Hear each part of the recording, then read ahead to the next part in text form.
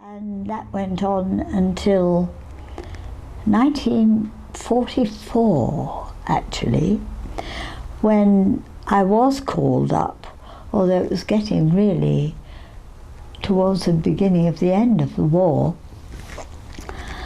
But I was called up and I went to, where? Oh, we went for training in Leicester. And I was training for a radar mechanic. I was totally hopeless.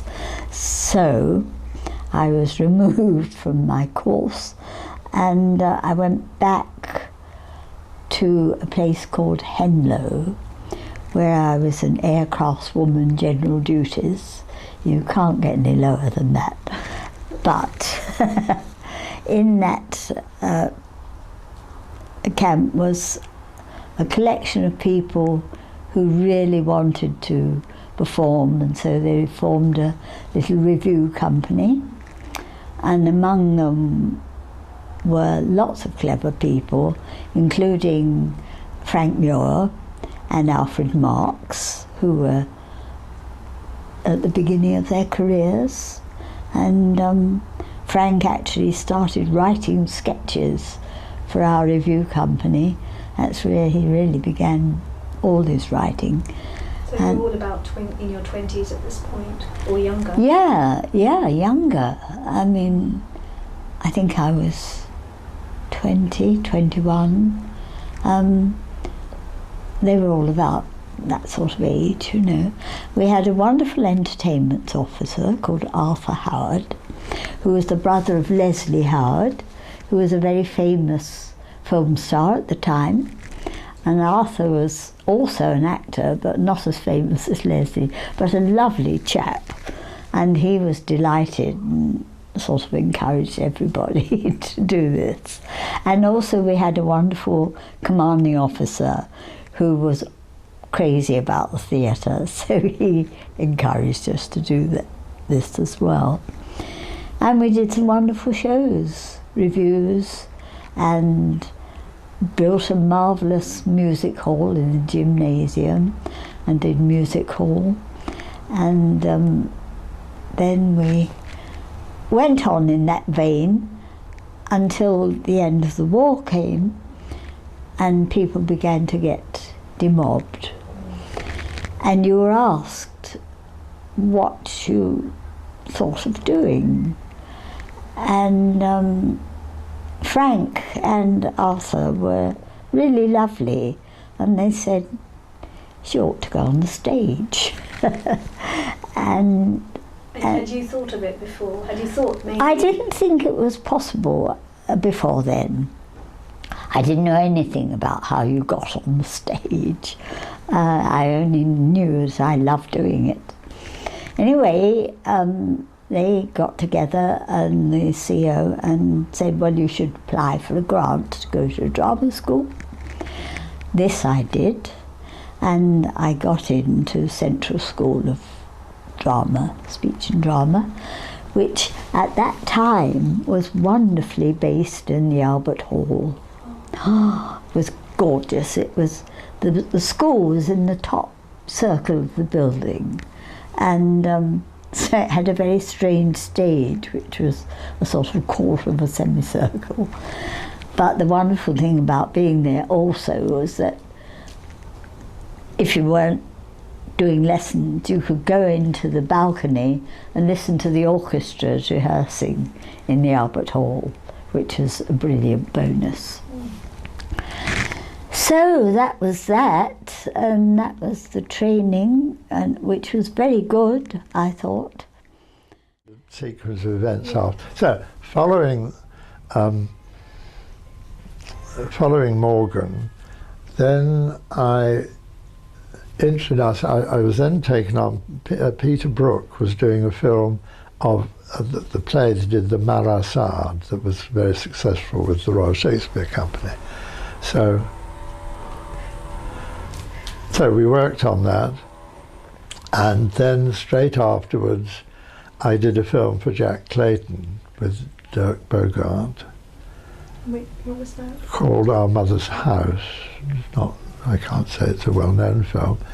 Then Carol Rice was doing a big film, Isadora, starring Vanessa Redgrave, and so we did that. That was because it was long and tough and difficult, and there are a whole lot of other stories involved with that. But I mean, there was a patch where we worked for 3 months without a break. You know, there was no time off at all.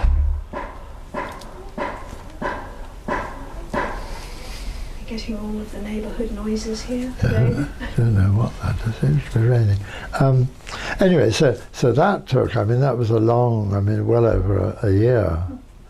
And we ended up by going to my one and only Hollywood grand premiere, and it was a total disaster because the studio didn't like the film, and we had to rush back to England and recut it.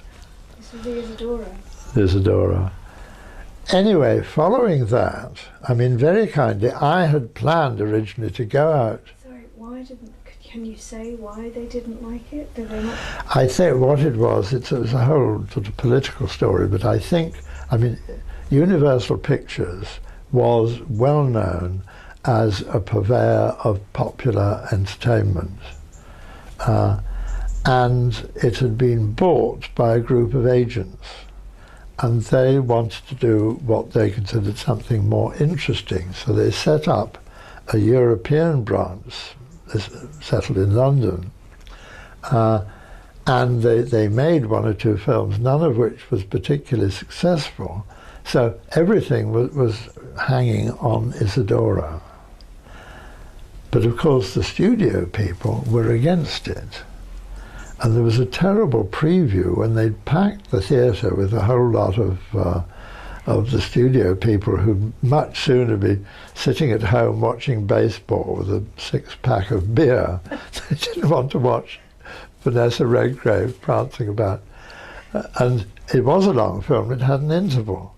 And in the interval I went to the loo, and the man next to me said, "Who edited this picture should be shot."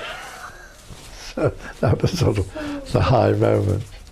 Anyway, it was all very, and we had to stay on for another 10 days, and every day we had 2 copies of the film, and we'd take a whole chunk out of one, and then we'd show it again, then another. I mean, it was like having your fingers cut off one by one. It was very painful.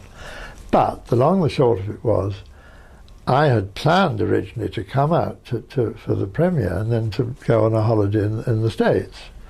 And obviously I couldn't do it, so we had to rush back to England. But very kindly, Carol Rice and whoever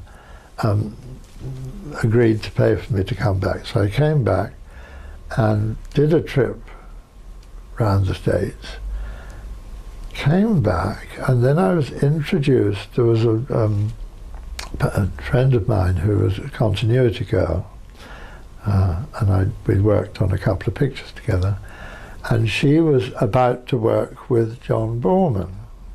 So I was introduced. I think I'd seen some of his documentaries, but not his feature films. Equally, he didn't know me, but we met, and.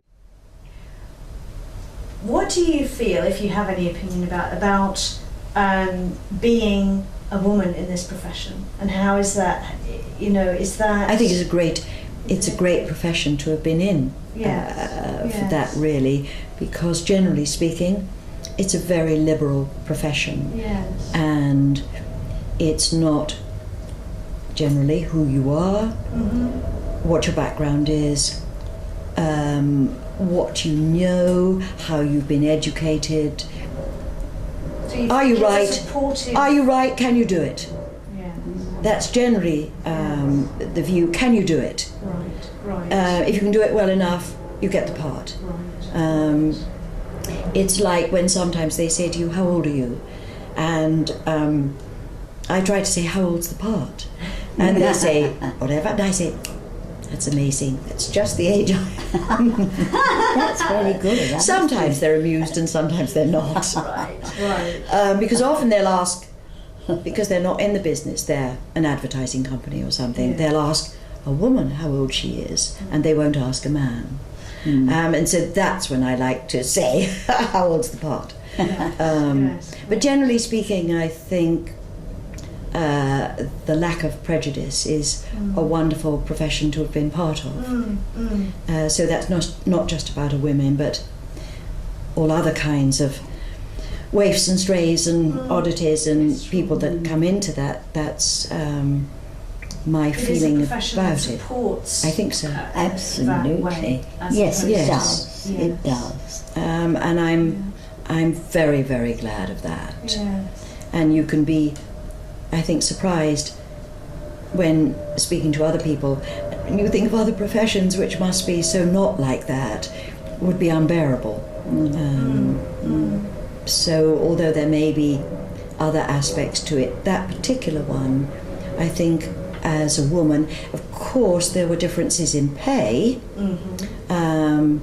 which are getting better. And there are probably more strong women now who will fight their corner and become part of a production company, and in all respects women are in those positions in the business. Yes. And they've made a difference as well. So as far as equality in pay, that's probably a lot better than it was. Yes. Yes. Although I think producers would prefer you not to talk about pay so that you don't know how little you're getting compared to somebody else. No, Sure. no, that's right. Because they often say, this is especially for you, don't mention this, but you are getting £5 more than somebody else. Right. Believe that if you will.